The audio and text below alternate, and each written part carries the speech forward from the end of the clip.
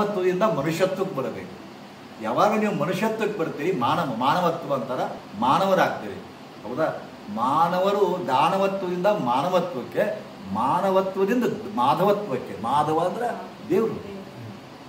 ಇದು ಅಪ್ಲಿಪ್ಮೆಂಟ್. ಹಿಂಗೆ ನಮ್ಮ ಸಂಸ್ಕಾರದಿಂದ ನಾವು ಬರ್ತೀವಿ, ಸತ್ಸಂಗದಿಂದ ಬರ್ತೀವಿ.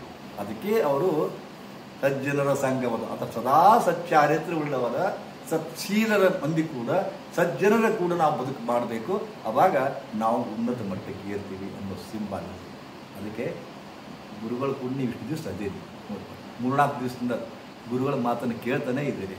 ಇವು ನಿಮಗೆ ಹೊಸ ಹೊಸ ವಿಚಾರಗಳನ್ನು ಕೊಡ್ತಾವೆ, ಆಧ್ಯಾತ್ಮಿಕ ವಿಚಾರಗಳನ್ನು ಕೊಡ್ತಾವೆ.